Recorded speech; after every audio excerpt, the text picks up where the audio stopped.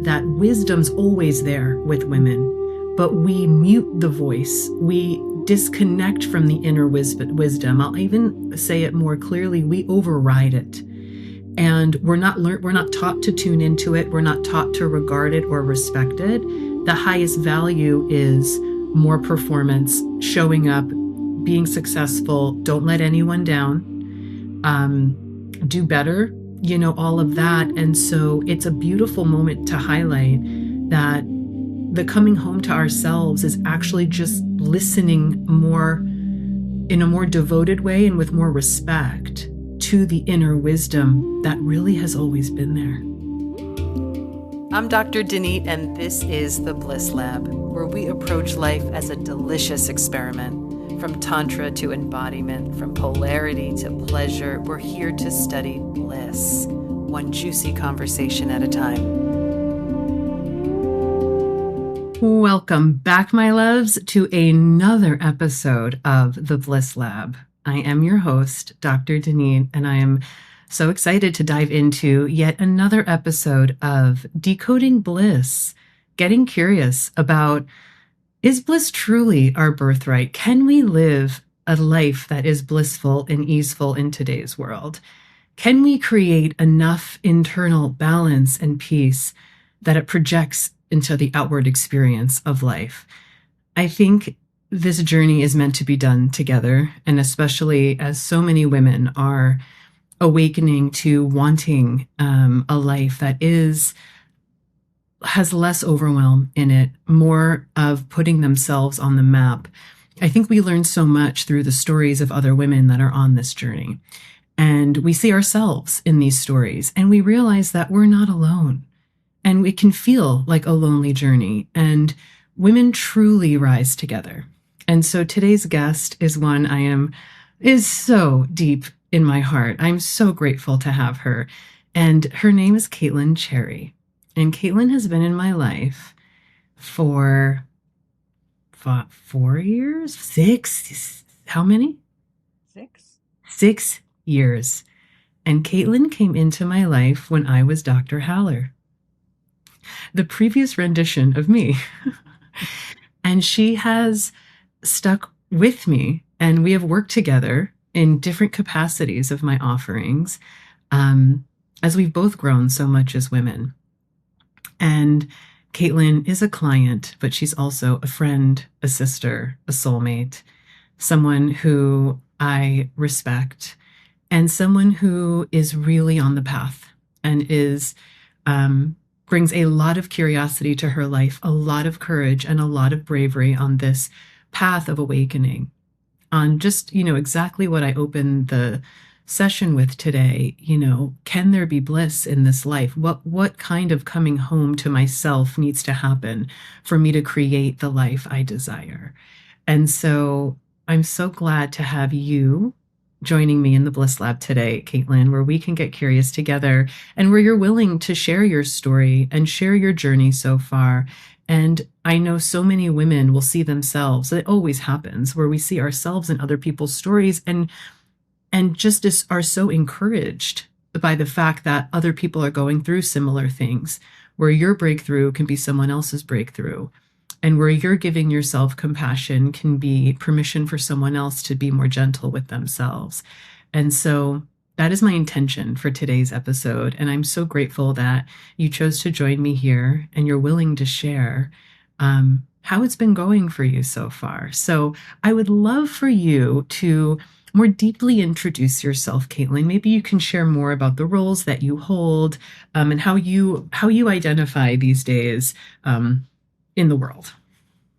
Yeah. Well, I'm so thankful to be here as well. And man, being on a journey with you has been just a love story, honestly, in so many ways. And we'd probably need a separate podcast just for that. But currently I am 38. I have 2 small children. So I have a 4-year-old, almost 5-year-old daughter and a 2-year-old son.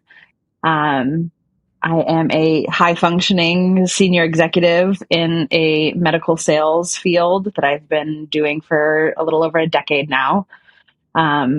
Previously had some other sales jobs that kept me super high functioning. And I allowed that to be a heavy part of my identity, and really how I started creating the idea of what I should do or how I should survive in this world, and what my next move in life would be, always moved from the expectations that society had sort of created for me. And I never really had, I don't know, an idea or a touch point into myself. So I operated with a lot of crummy relationships and found myself very unhappy. I lived in New York City for about 12 years as a professional. I met my now husband there, also in the depths of not really emotional availability for that either. So that's led a lot into my journey too, in the space that I currently find myself. And yeah, after about 12 years in Brooklyn, we made the jump here in 2020 to Arizona, and got pregnant very quickly afterwards. So I found myself not really having myself before having a baby in my belly and growing. And that experience felt very almost uncomfortable. I didn't really know what to expect or how to take care of that situation. Mhm, mhm, Motherhood launched me into a journey that I continue to find myself on now, which mhm. is deepening my relationship with myself. So I am a mother, I am a daughter, I am a sister, I am a wife, and I am a breadwinner of my family. So amidst all of those hats, I am still finding the hat of Caitlin being the most important hat to fulfill that role first and foremost. So onward we Sounds go. beautiful. I think that's a great opening. That's a great high level of your reality and the context that you're growing in, and the challenges, they become more apparent. And I also feel the desire that comes through you to um, want to live from a different place within you, which I think we'll get more into. But let's start with, being a high functioning woman and having success in the corporate world, in the professional world, young. And, being a high functioning woman, you're ambitious, you're smart, you're driven. And with that comes success. And that becomes the feedback loop of how am I doing in life? Well, according to this metric, I'm doing well. We get praise for it. We realize we're good at it. So many more women are, educated, higher education, and women are amazing. And then we get into the workforce and we start running that program and getting that feedback. And you use the word, it's my identity. It's it was the scoreboard I used for life. I'm being successful, except what did you notice in those years, right? Because it's hustle culture. It is a culture that does not regard feminine energy. It is, productivity over pleasure. It is hustle over rest, always. And then you look around and you see all the women are playing the same game. So you're like, oh, okay, this is what we're doing. And so talk a little bit more about that being your identity, and what comes with that when it comes time to want something broader or deeper, or to bring self into the picture. Because I think that is a common point of friction for a lot of women, is that piece of identity, because so young you found the success and the winning formula, so to speak. Yeah, I think mine kind of rooted in childhood. I didn't really see a healthy example of how to care for myself as a woman. So I didn't have a roadmap to say for that. I saw my father as the breadwinner, and I got praise at home for being successful and getting all the good grades and doing all the things. I was like, all right, this feels really good. This is a program I can definitely follow, and I'm good at it. And I learned at a young age how to manipulate the system, because we are emotional creatures. And I think I was able to find paths into people and to align myself in the corporate space to be really successful. But it felt very disingenuous to me always. It So was sort of like down. a Uh-huh. Go ahead. puppet, like I knew I put some version of myself forward while I was in the workforce. But when I would get home, I was so depleted. I would come home to my apartment. I was alone often, and order food, sit there and just kind of be numb. And I didn't have any capacity. For me, it was my turn down time, right? It was just quiet time, me time, but it was none of that. It was just the recovering from being so high functioning and how much it wasn't auto programming. It was a lot of work and effort for my internal being to arrive and be that way time over time. And I did that from the time I graduated college up until very recently. So it's been a 20-year program for me.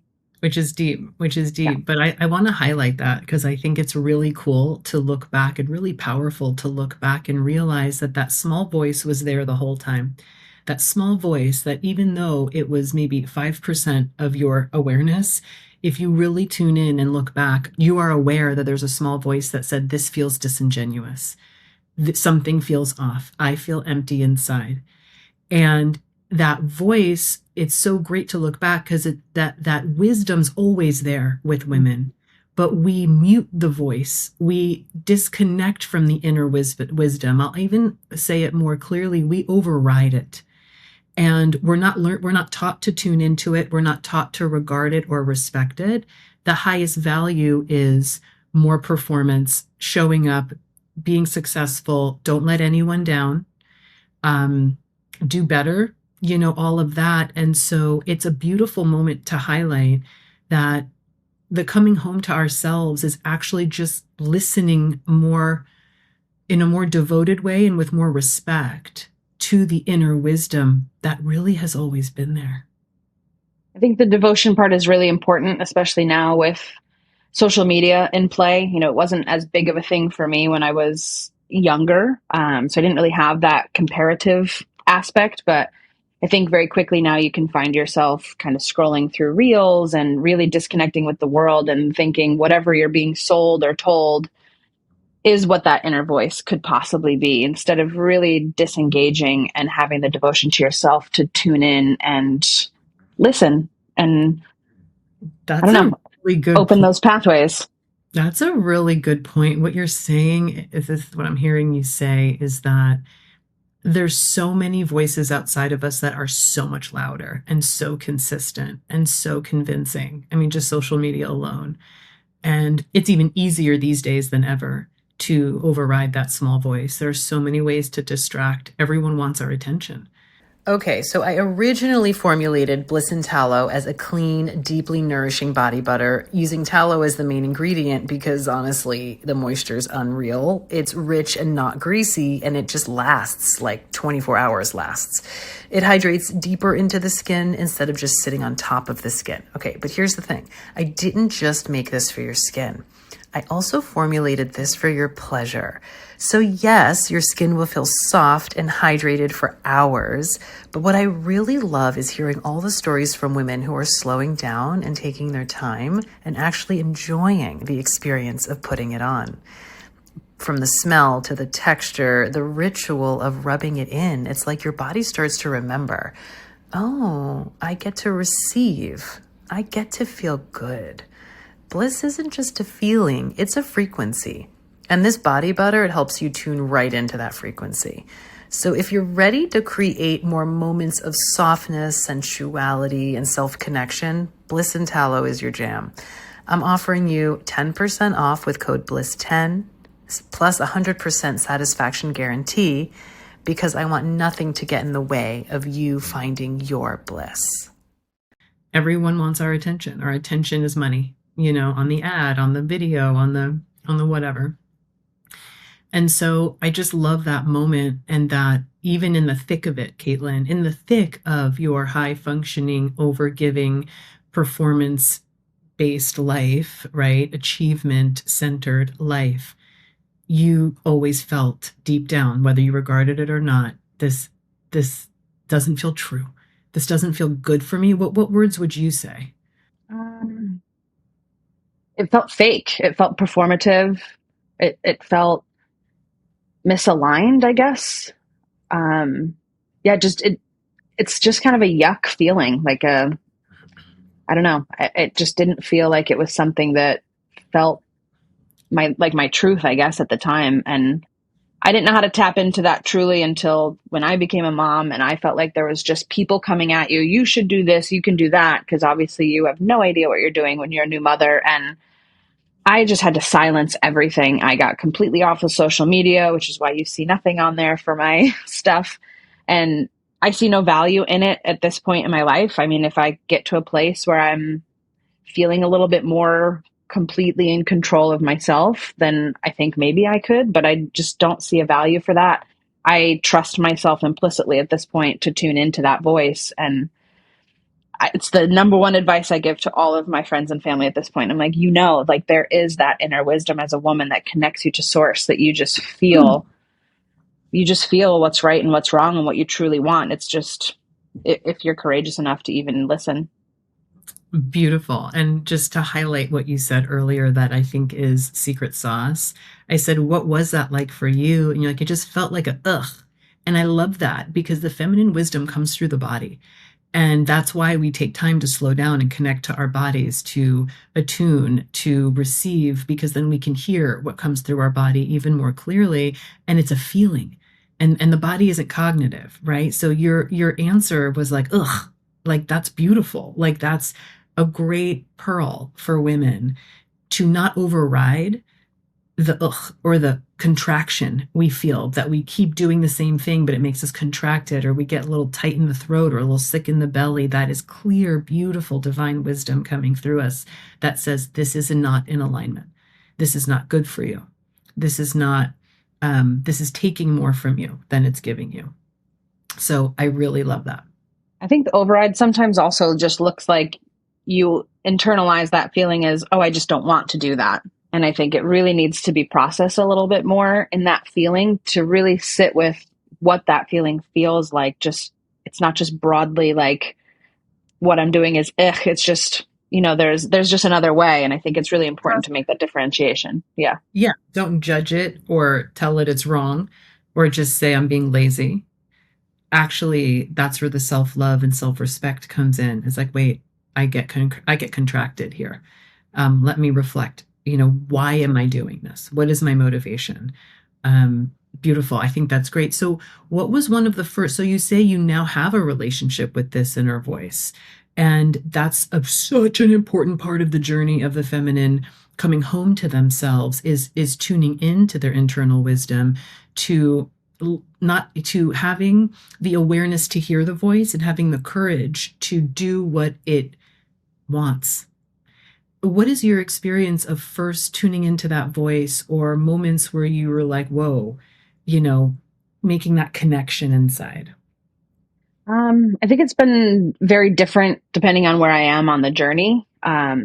Sometimes I kind of get like, if I still do work in the same field and do the same things that have been difficult for me to find this balance. So as I'm becoming more awakened to, my capital S self, I feel like I have to honor it, but also say, and for me right now, right? Like I hear you, and I still am a breadwinner in my family, and I still have to do the things that I have to do. So for me, it's acknowledgement simply at this point of, I hear it, I see it, I know it. And that took time of disconnect. I mean, you have to be disconnected from all the things that pull at you. I mean, I have, we call it windshield time. I drive around a lot. So I have, what I used to think was very annoying, but to me now it's a luxury, where I can listen to music and just be by myself in between, my real world. And those moments of just slowing down and giving myself spaciousness, which is something I have been working so hard on in the last probably 6 months. That sounds so silly, but to create like a 30-minute buffer around meetings, or even our situation today, just creating that space where it doesn't feel stressful if you fall outside of a few minutes, so that you can slow down and honor yourself, and even ask yourself, like, am I thirsty, or am I hungry, or do I just want to get up and stretch my legs? Because we are just in this like high functioning, if you're not productive, don't bother doing it. And I think that I have learned mostly from you and our practices together that the most valuable gift I can give to myself is time and spaciousness. And that's been the most potent thing I've done for myself. And I just want to honor that, the reality is that it's because this journey isn't about like quitting your job, leaving your family, and going, to a deserted island and connecting with yourself. Unrealistic. Sounds a little tempting. Unrealistic, right? So this is a awareness and a process that happens within the context of life. And for a woman like you, Caitlin, and for women listening that can really relate, you work a full-time job, a high performance job in medical sales. You have two small children. Small children do not negotiate well Mm-hmm. when they want you, when they need something from you. And so your awakening to yourself, I liken it to needing to part the Red Sea in order to take 30 minutes. Like I just want to honor what that actually means for you to take 30 minutes or to take 15 minutes when you could definitely be doing something for somebody else or getting something done. I think so much of the journey is deepening the devotion to the value that that brings you. And then the version of a woman you can now bring to your job, to your motherhood, to your relationship, and continuing to see that deep feedback loop. And even as far as the beginnings of it just being like, do I need to pee? And have I been holding it too long? Am I actually just thirsty? Like literally, we have to start there. Like I want to reclaim the pee. Like how many women, I'm going to go pee real quick. I'm going to go pee real quick. And I just say, no, go pee real slow. We're all going to pee real slow because it's almost like we're like, we can't take any time to pee because it's not productive or someone might have to wait for us. So it starts there. Caitlin, is that what you would say? Like, I think that's what I was hearing you say too, is because your life it still has the demands. The reality is you are the breadwinner of your family. You do have little kids. So you're working to get it where you can, and you're starting with the basic overrides and more devoting yourself to your biological needs and then onward to your deeper desires. Yeah, I mean, I think that's where it started for me. And I think now it becomes almost like I don't want to say an addiction because it's not the right word at all, but it becomes self-fulfilling. So Game. you want to do more and more of it. And, I don't think as women, high functioning, we're really good at creating boundaries that create the space for us to have time and energy. I'm very thankful to have a very supportive husband, and I know that that's not the case for all the situations. So I don't take that for granted, but a lot of it is advocating. I mean, we sit down and we discuss, here's the times like non-negotiable. I need the kids out of the house. This is the time Right. for me. And if you don't set those boundaries and then you get angry or, resentful or frustrated, it's understandable, but there is a way through that in creating your own spaciousness and advocating for yourself. And that's really hard for us because we were never really taught to do that. And it's not okay in our world. And it's so necessary. And I could not see a way of doing it differently at this point. And yeah, I still have to fit it in where I can. I get up before my kids get up to give myself 10 minutes of mindfulness to start my day as a better version of myself. I give myself 10 or 15 minutes to just take a couple deep breaths before I plug back into my 5 to 9 after my 9 to 5. And after my kids are asleep, like 3 days a week, that's my time. I dance, I meditate, I move my body, I do whatever I want to do. I go for walks.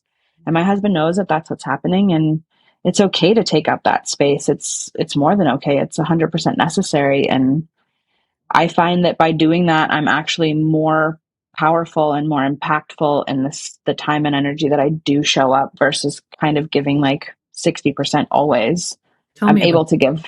Yeah, tell me about that. So you have been very consciously, I hate to use the word fighting for, but it feels like a effort. It takes an effort. It's okay. That's what I'm saying.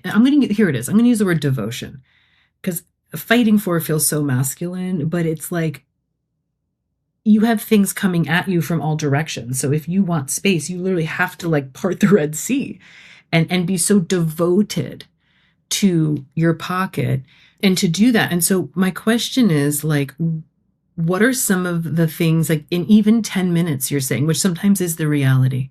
It's 10 minutes. And what have you noticed on days that you do make the time to meditate or times that you do dance, for 5 or 10 minutes? Um, really to kind of pull it up, what do you notice is different in your day?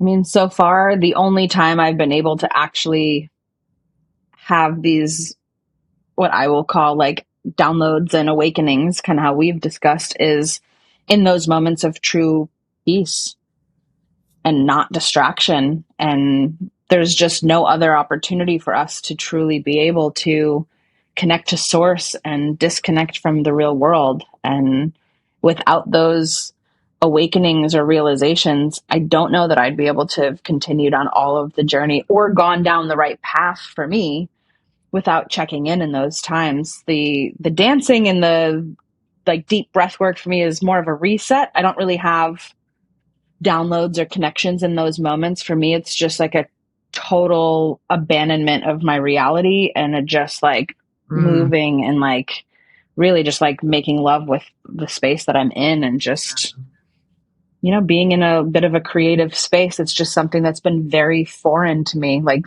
when I started, it was very strange. didn't it feel so weird with the first time you danced alone in a Oh, room? yeah.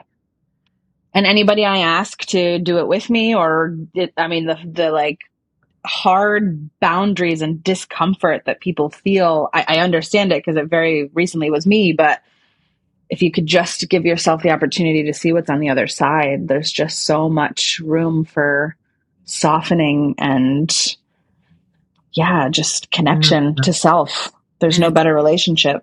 no better relationship. All other relationships improve when we improve ours with ourself. That is for sure. You said so many beautiful things there, Caitlin.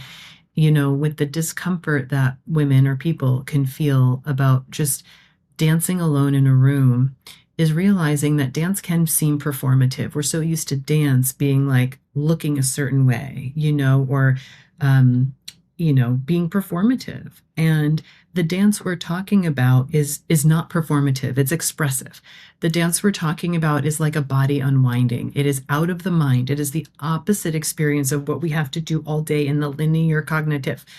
It is to actually open the body and allow energy and Shakti to move through the body and allow us to be moved by the music and not move ourselves. And that receptivity and that softness allows life force energy to flow and awakens the energetic systems of the body. And then we just resonate at a higher place.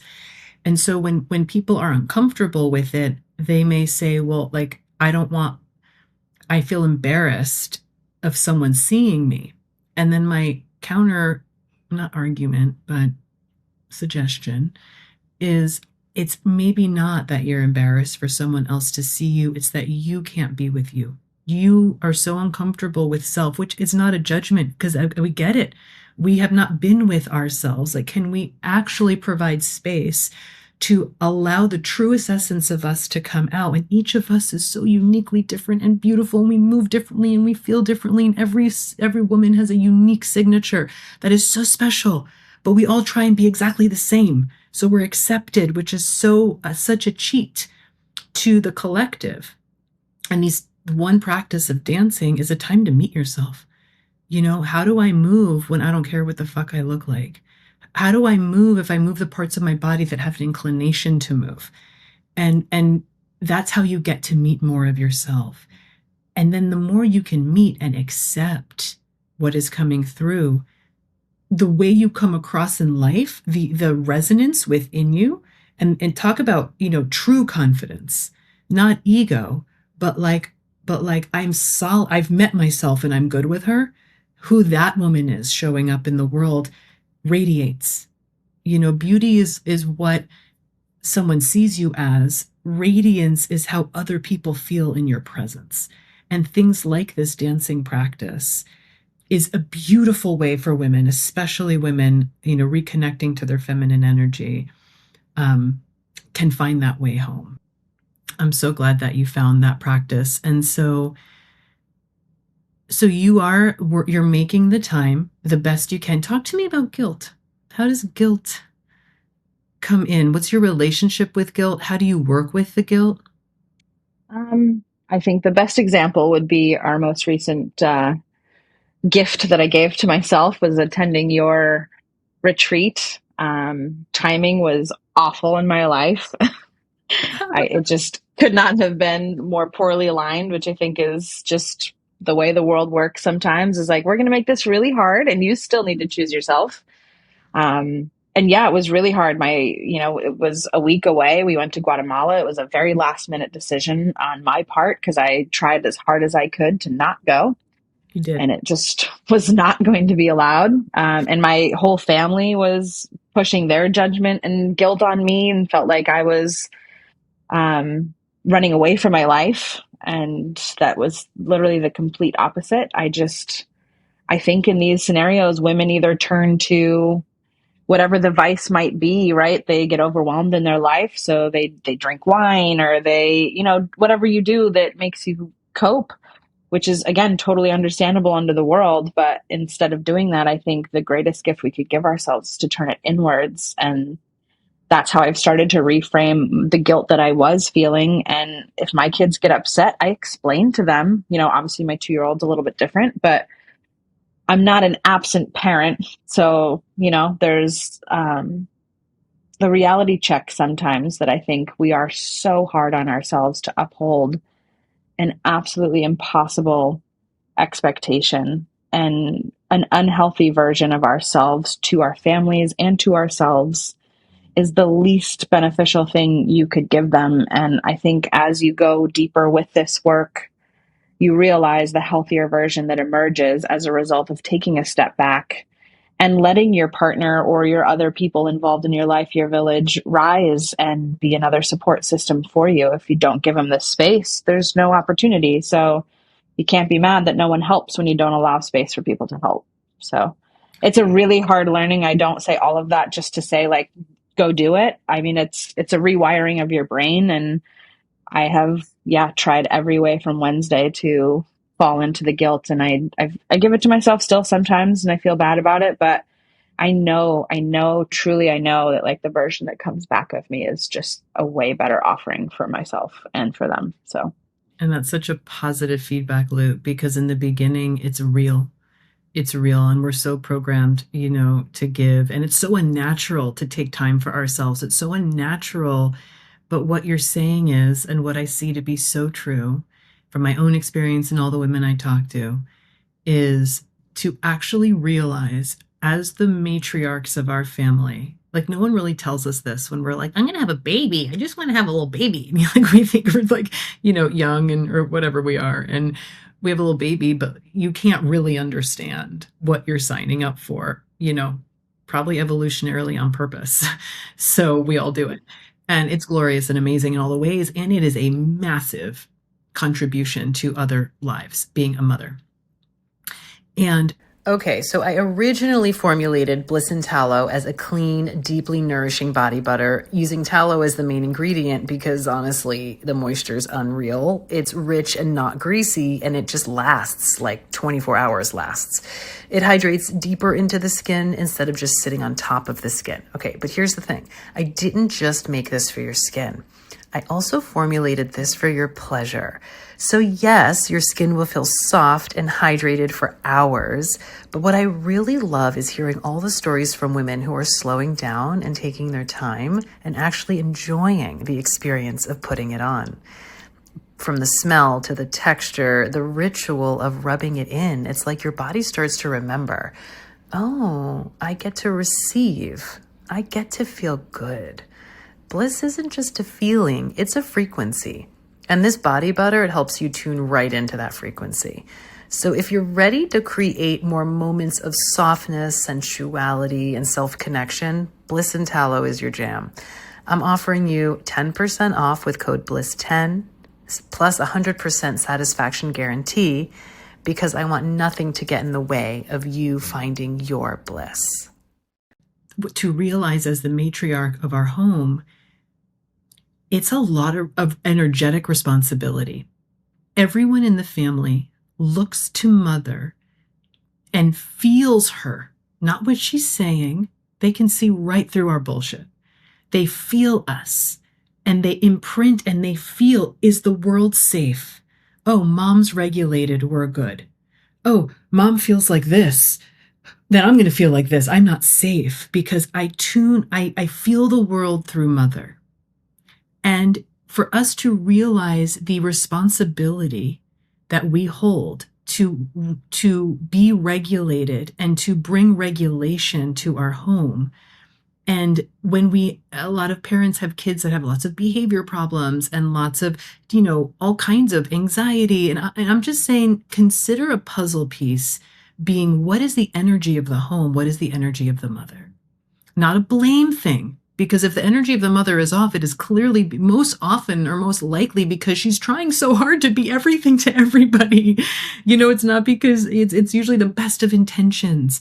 But what we're missing is that permission and that understanding that a little bit of time for self, a little bit of time to listen to the small voice and meet it. Everything from I need to pee and I'm hungry to I need to go listen to music, or I need to go visit a friend, or I need a day off. That creates more fulfilled woman, a more met woman that can bring that energy back into the home for everyone to feed off of. You follow me, right? Or Oh yeah.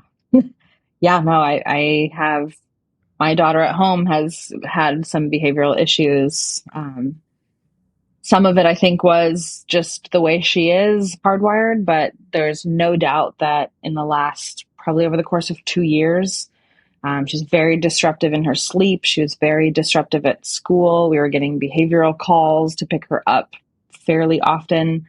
And as I have become more aware and more aligned and more healthy, yeah, we have very few issues with her now. In fact, she's way more aware of her own needs and emotions, I think, because of all the hard work that we've put through during those times. But also I think she's seeing someone that cares for herself.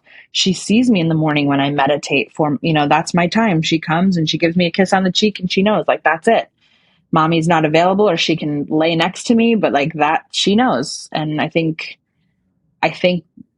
myself, if I had had the gift of seeing my mother caring for herself in that way, even once in a while, you don't necessarily understand at 4 and 5, but when you're 12 and 13 and you really need to figure out how to start advocating for yourself, none of us know what that looks like. So it's the greatest gift you can give them, honestly, is to show them how to create those boundaries and to hold to them, not out of no love for them, but out of such love for yourself.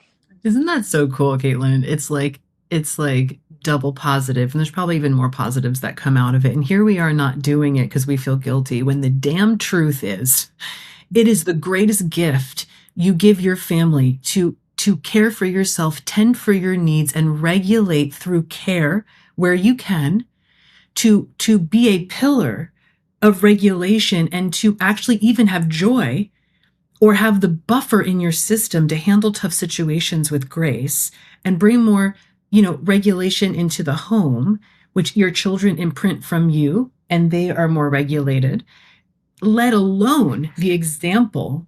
Because listen, our kids don't give a fuck what we say. It doesn't matter. We wish our words mattered. They're just like, "Mah, mah, mah, mah, mah." We think we've got the words all down and we're telling them the best parenting advice. Fuck that. They are watching us. They are studying us and they're imprinting how to be a human being from us.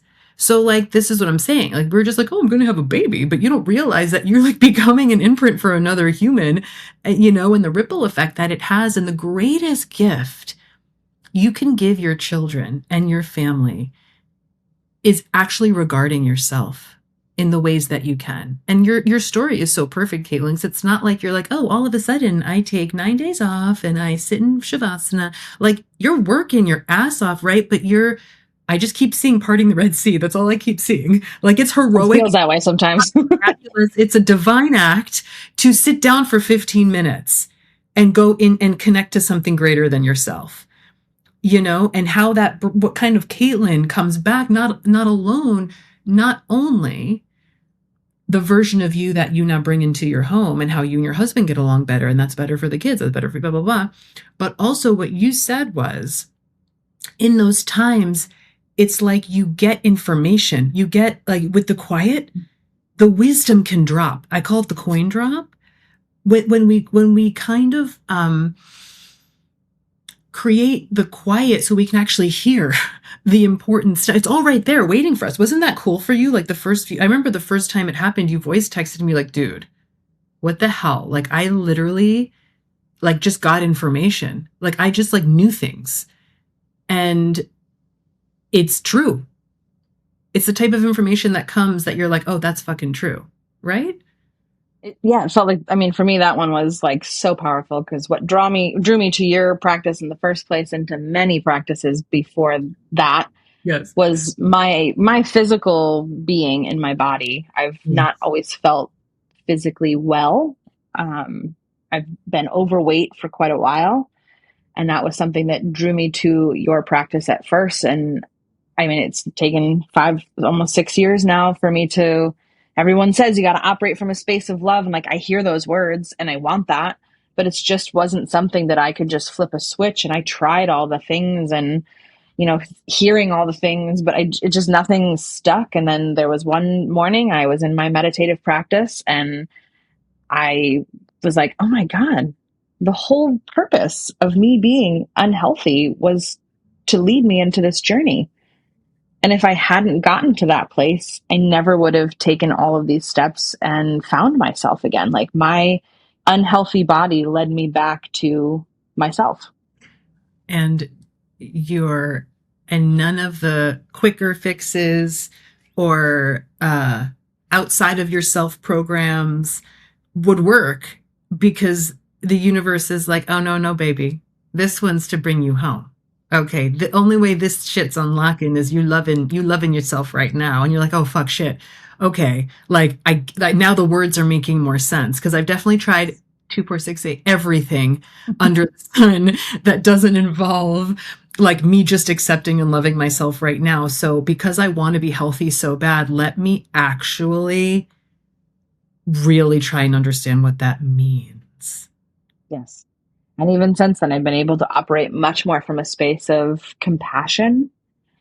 And that was always the piece for me that was, how do you, I don't want to say fix, but how do you create a healthier experience from a place of discontent? And I think that's kind of what you were saying before is that we have to have these spaces where we truly connect to ourselves so that we can come from a space of love for ourselves. And that is the most important relationship that we can have. But we are always comparing ourselves to other women. We have these incredibly unrealistic beauty standards, and you just get lost in all the bullshit. And I think it's so important to just sit with yourself. And my journey is still my journey. I'm still have not arrived at the healthiest version of myself, but I can love this version of myself and appreciate the fact that I can still go to the gym and work out and move my body and dance. And this body deserves all of those things the same way that a smaller version of this body would deserve those things. And I would say those words before, but they didn't actually have the same meaning that they have when you have those coin drops, as you call them. I love that. And I mean, I remember my heart just overflowing when you shared that aha and like you just feel that you're on the right track. I don't really know what arrival is. Like, I guess there's certain thresholds. It's always a journey, but you can feel, oh, I'm on the right track. And I think a pearl, like a code that just came through here is we want things to change. And it's so easy for us to be upset by those things, resist those things, the things that we want to change. We hate them. We can't stand it. We can't accept it. And so we want to change it from disregarding it and judging it. And actually, a true bliss code is acceptance. And only through the acceptance of what is exactly as it is can things change, because it's now from connection and love versus abandonment and disconnection. And so for the listeners to play with that, this can be applied to so many things. I've used this in my parenting. Like when my kids when someone would be having just abhorrent behavior or an episode of some type that was just like, I can't even be with that. it's like I first have to accept that you are being this way, and I have to like accept that we're here.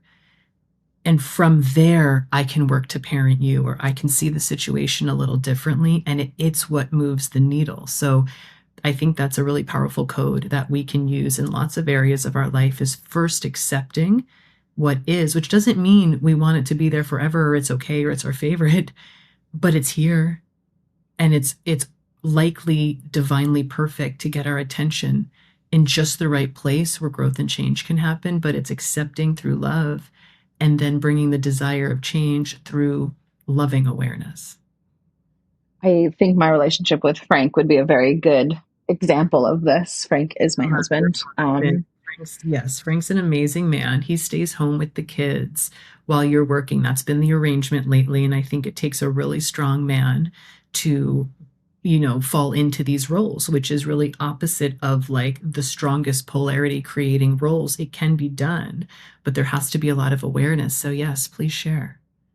Yeah, I think it was obviously as the breadwinner, and I felt like I was doing all the things and he wasn't doing all the things, because it is, like you said, the kind of antithesis of what we expect from the polarity of a natural relationship. And no one really, until very, very recently, talks about any of that or does, the shadow work or all the things. So we were really navigating from a blind place. And I often was just like, it's all him. Like, he just needs to be here and do more, do this. He needs to.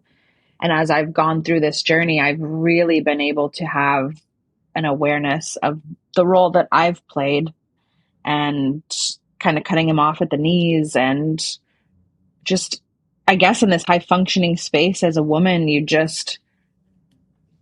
can't have a softness and be in that space. In my opinion, I've never able to find it. So, and it's a daily still at this point, because our roles have not changed, right? He still is a staying at home with our son and pulls a lot of the weight at home, and he's always around. So there is no like separation for us to be able to miss each other and, do all those things. But the important part for me has been really the awareness that I have played such a pivotal role in creating the man that I now have a hard time falling back in love with.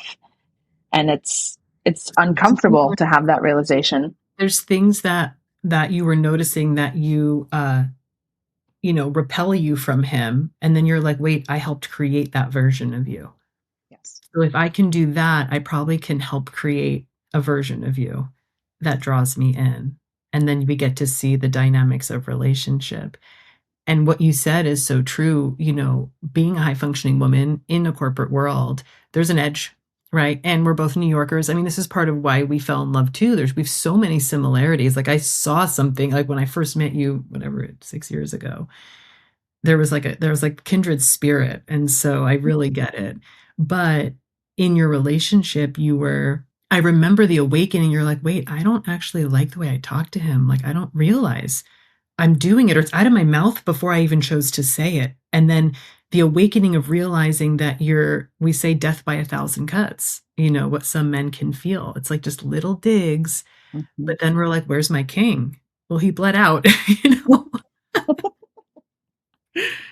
And now, how are you able to navigate that, Caitlin? I'm so impressed with you. So impressed with you. Yeah, tell me how you're able to navigate that differently now. Yeah. What did you have to do within yourself? It's an everyday journey.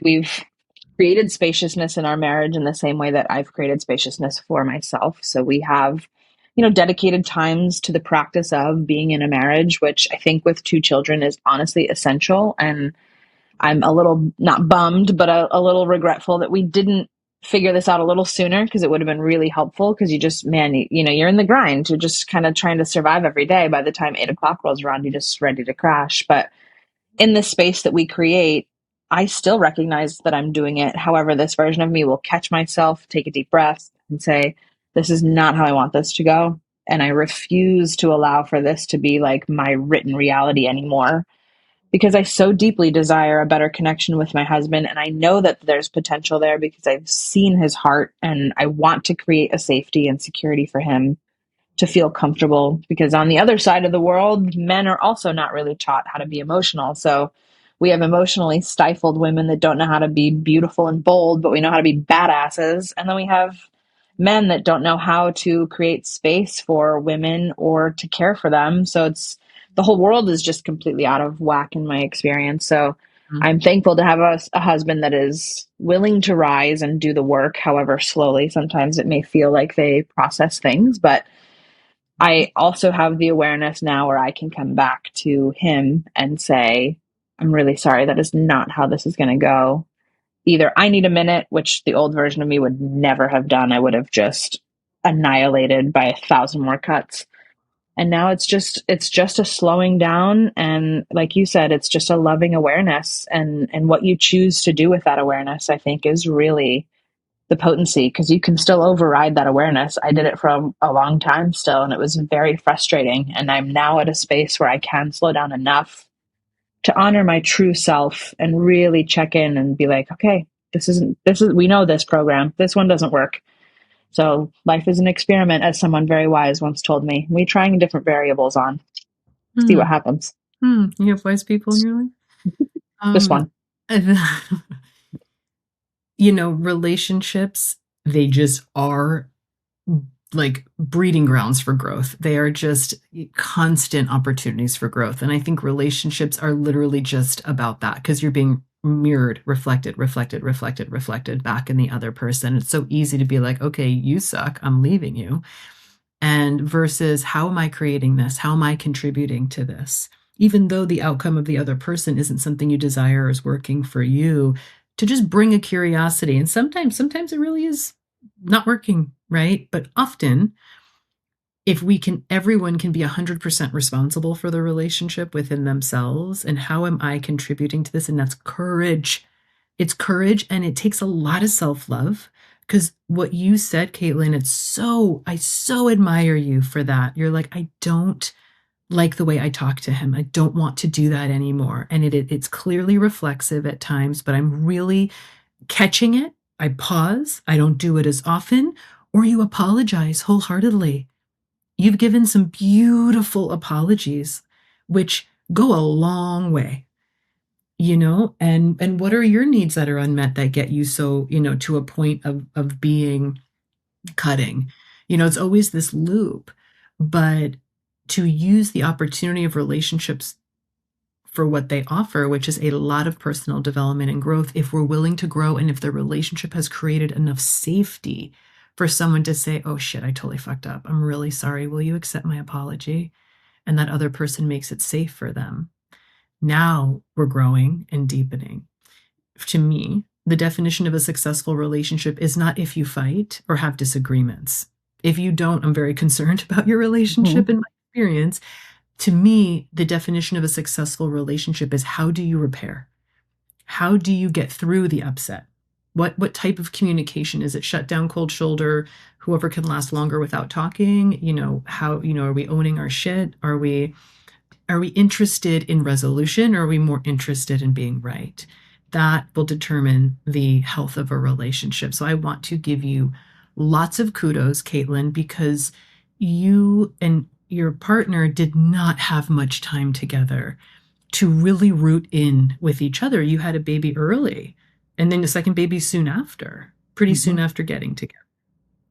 And so that can add strength. So I'm very impressed with you. I love that this came through today. I think it's really important. I think what you said too, of operating from the deficit, I don't know that I ever could have even allowed myself to slow down without putting forth the effort into myself first, to have that version of me arrive, to even be able to bring a better version to that relationship. Like, you can go to couples therapy all you want and deal with your marriage and all the things, but the real work for both my husband and I has been what we do singularly. And yeah, we air out, what we need to air out occasionally, but I can't remember the last time we had an actual couples session. At this point, it's really, we're on our own journeys, and then we kind of talk about it together, and we're bringing the best versions of ourselves forward. So I think that that's the most potent use of time, honestly, especially when you don't have a ton. Beautifully said. It really follows the tantric principle of the goddess. The goddess always fully loves and cares for herself first, and only from there can she truly love and care another, and only from there can she bring her love and care to heal the world. And it's always in that order. All of the tantric work we did in feminine tantra always started with self-love, self-connection, self-adoring, and that's exactly what you just said. I couldn't have brought this level of awareness and buffer and desire to repair things if I didn't start having myself. This is such a true statement. So important to hear. And I really just want to take a moment. I always do because I feel this so deeply. I want to honor single mothers. And Mm. not everyone has a partner at home. And just, oh, there's a lot of single mothers. And I just want you all to know I love you. I see you. I acknowledge you. I think you are incredible. And I can only imagine what it takes to hold all of that, and that there still has to be a way for 5 minutes. And what we're saying, Caitlin, I think what you and I are sharing is a little bit. It goes a really long way. And Oh. even if you have to move mountains for a little bit, your life will become a little bit easier. That's a potent place to put some energy as far as results, as far as outcome changes. Yeah, I think it could be even, I don't know what everybody's lives look like, but you get some break at some point for food. And I think just the intentionality of eating in a way that feels nourishing and not just checking out. I see pretty much everywhere I go when people are eating, they have their phones in front of them. They're just mindlessly eating. Next thing you know, an hour is up. And I think there's just opportunities to be more grateful and gracious to yourself and the time that you do have with yourself. And I think that'd be a great place to start. And I absolutely echo the single mothers because I feel pretty strong and powerful most days, and there ain't no way I would be able to do that shit. So, No, yes. they're the unsung heroes. They deserve a 100%. monument, a national holiday, federal funding, back rubs daily, and foot rubs. And yeah, I just always want to acknowledge that. So you did end up making a really bold move in the thick of everything that needs you and you being the center of so many things. You did choose to come to Guatemala, and it was at the 11th hour. And a part of you knew you were coming the whole time, and the rest of you was like, oh my God, no fucking way. And I just let it ride. I'm like, this girl, this bitch, really, this bitch is gonna wait till the night before. But you did it. And you shared it was one of the most pivotal experiences of your life to have that distance from the day to day, the kind of spaciousness and the kind of work we did. Can you share specifically for you what you had to work through, and then once you were there, what that spaciousness felt like initially, how you kind of evolved through the week, what you got out of it? Yeah, I mean, I kind of spoke before about the issues and obstacles I had to go through to get there. Obviously, I needed help with my kids, so I had to enlist my parents, and in that comes an understanding of where I'm going to be and why. And my parents are a big part of my life since having children, but weren't really that big a part of my life up until very recently. So that has been a whole other side journey. But those childhood wounds come up. People are judging you and criticizing you, and you're questioning your own self. And maybe it's just more, too difficult to even bother doing all the things, and a lot of self talk about all those things. But I will tell you, my husband really was like my biggest champion in wanting that to happen for me. I think because he wanted it to happen for him too. So, and that's great. Here for it. But yeah, I couldn't even really think about it being an option until I had a deadline. And once that Felt happened, I was like, all right, I gotta just, and I couldn't see a more impactful way forward for where I was in my personal journey without disconnecting. And the addition of obviously having you and a community of women that I can't say enough ways, the support and love and compassion and just dedication that I felt from every single one of those women, and just being held. We just don't have that as a community anymore. I think it's just so needed. And having felt that, I have to find it now, and I will find it because it made me feel alive. The practices that we did allowed like a roadmap for me for when I came home in ways that I could connect back to myself. And, there wasn't great service. It was perfect. The time change, all the things that I committed to myself. And my husband and I had like a whole motto. I was like, if I'm going to do this, we're going to spend the money to do it. It's going to be worth it. And I didn't communicate with my children. Like I was off the grid, and I was able to journal, and I never really got interrupted. In the times when we had space, I was able to swim uninhibited and just spend time alone. And Just that. How yeah, was that first few times you got to spend time alone? What was that like? I remember when I was getting on the plane, I was like, this is the first time I have ever traveled for myself by myself. And yes, there was other people that were, we were meeting there or whatever, but it was the first time I had gotten on a plane without like a girls trip meetup or, corporate Yep. mission or whatever. It was like just such an aha moment to me. And I felt like that was just, I needed to keep that thought every time I started kind of like, oh, I could, do this or spend this time, because you're so used to being distracted. It was the most uncomfortable thing for me for a little bit. First couple nights, I'm like Sure. going to bed and it's eight. Uncomfortable.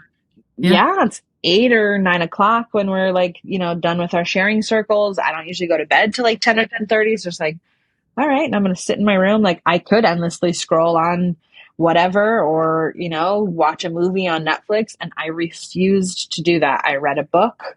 I sat out on my porch, and I just told myself, I was like, I can give myself these connective 6, 7 days. And that's what I did. And I definitely, it took a little bit of time because coming back into real world, and it's not an easy process. That part I will definitely be a little bit more prepared for my own personal like integration on the back end, because it was very overwhelming. It felt like I had just filled my cup so much, and I was like, "Whoa." It's And so real. if you don't continue the practices and creating the time and the space, it can feel almost sad, I guess. Like, Griefy. yeah, grieving the connection to my own self. And I had never felt that because I had never really connected back. I was uncomfortable too in the practices a little bit. There's definitely a couple of them that were not, it wasn't like rah rah, Like a little edgy for you. a little Like a edgy. Yeah. little Yeah. vulnerable, and you feel after. Incredible. Open, awake, connected, grateful. I mean, it was such a gift to have given myself that trip and that connection to me and the setting. I mean, I walked around barefoot the entire week. I Oh, mostly didn't have underwear on. It was just like, hallelujah. yeah, just not even a thought Mhm. in a day like that here. Yes.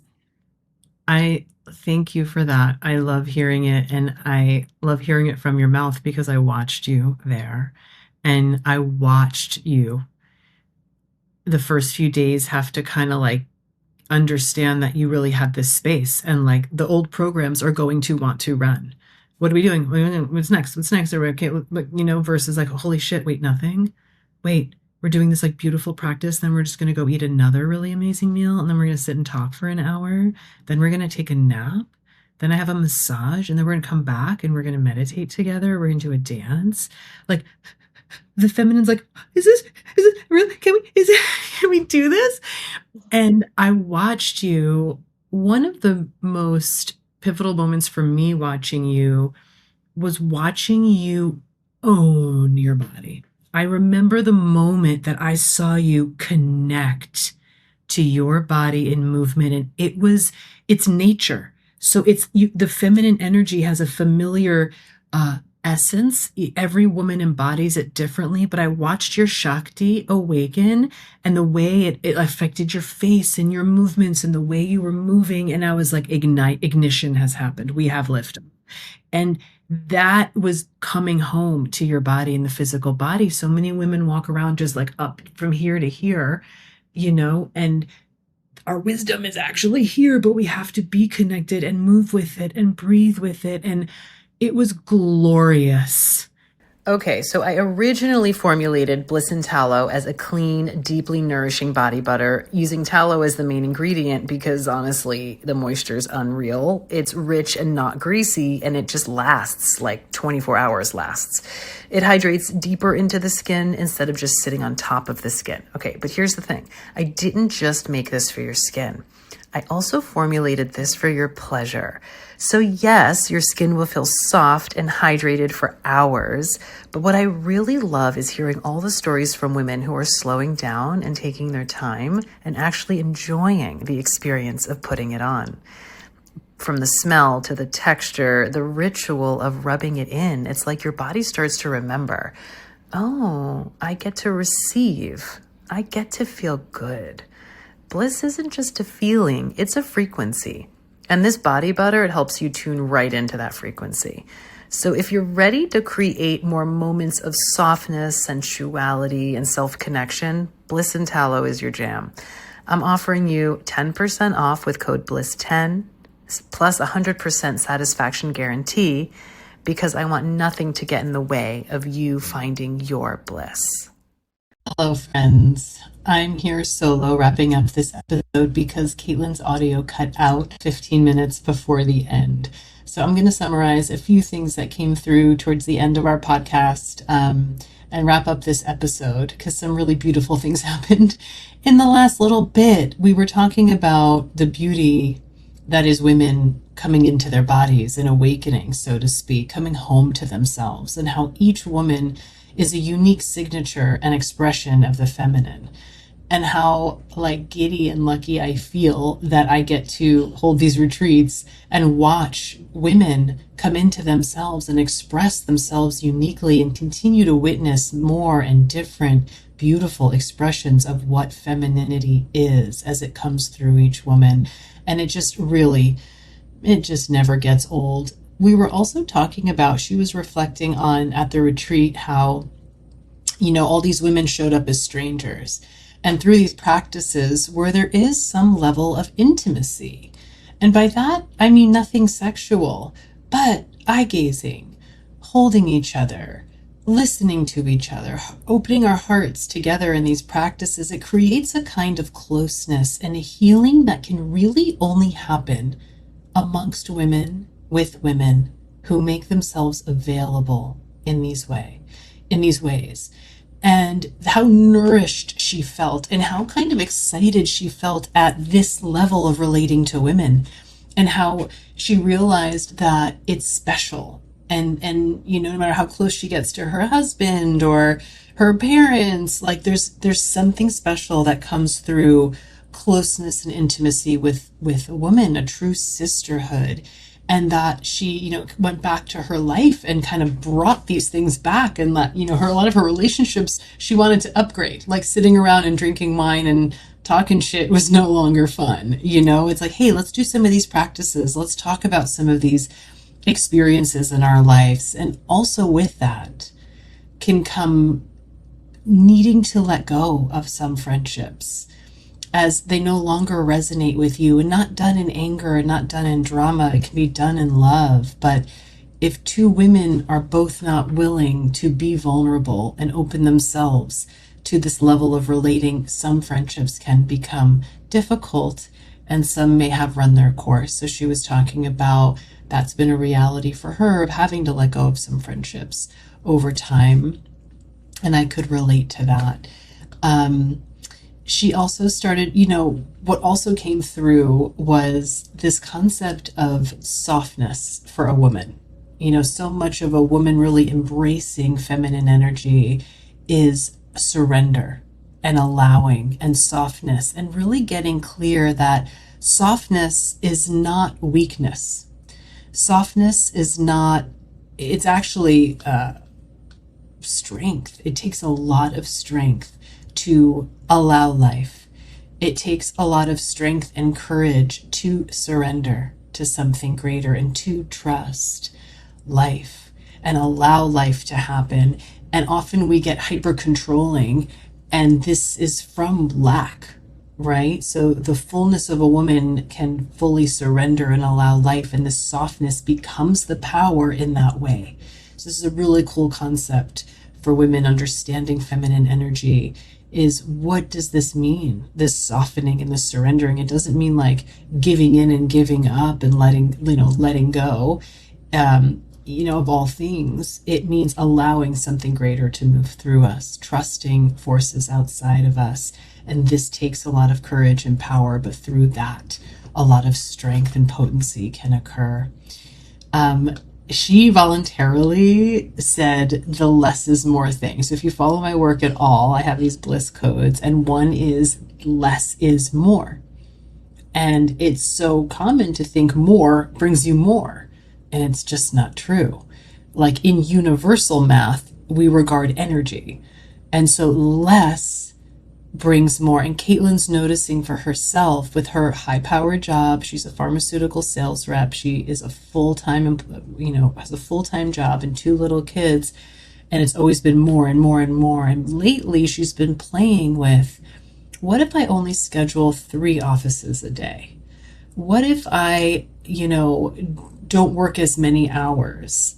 And what she's finding is she's actually becoming more successful because in that model, she regards her energy, her bandwidth, her capacity, and she maintains more regulation within her body. When we do that, we reflect that in our lives. If we maintain more regulation, more peace, and more wholeness, life will reflect those to us. Things in our life will occur that reflect peace and wholeness and regulation. If we're constantly grinding and running on a shoestring of energy and feeling chaotic and feeling lack and there's not enough time, life will continue to show us this. So women, play around with less is more. I know at first it makes you think like, oh, please, how could that be true? Just try it on. Find places in your life to do less and see what happens. This led us into a conversation about moving from desire and being fueled by desire. To be fueled by desire, we have to actually be in tune with ourselves and listen to the small voice inside that's telling us our true feelings inside. And each woman's desire is unique, and we don't get to choose our desires, but we may choose to listen to what is coming up within us as those desires and those inclinations. And if we create a life that is fueled by that, that is creating a life that is blissful and sustainable.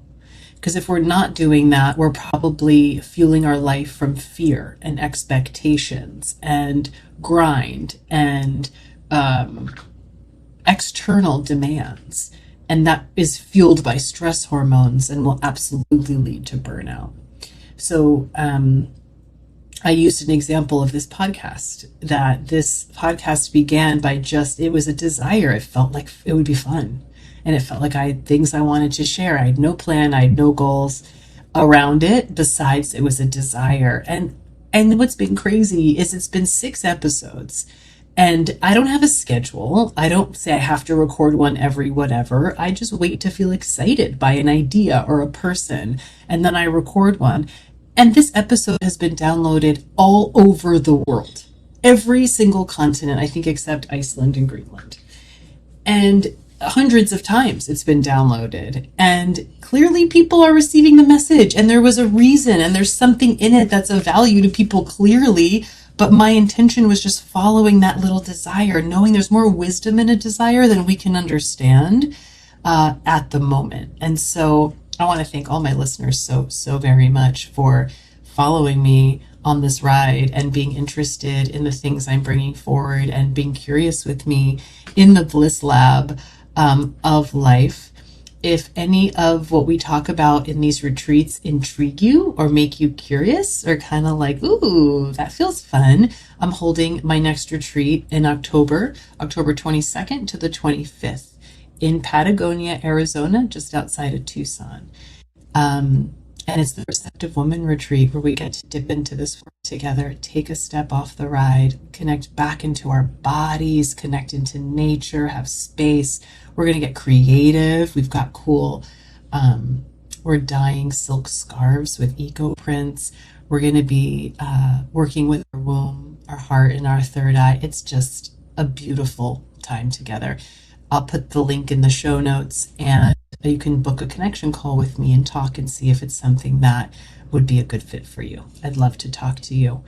And that will be a wrap for today's episode. I want to thank Caitlin Cherry from the bottom of my heart for being a woman on the path, a woman who is being curious and asking questions and wanting more for herself by doing less, and really being curious about feminine energy and how it's already transforming her relationships, her love relationships, her relationship to her work.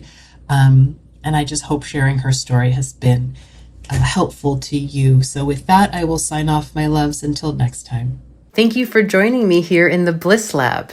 If you're enjoying these episodes, please subscribe. It makes such a difference for me and my ability to continue making this content. And as a gift to you, if you take a screenshot while listening and post it to your Instagram and tag me, Dr. Danite, I will do a drawing every month and give away one free jar of Bliss and Tallow body butter. Until next time.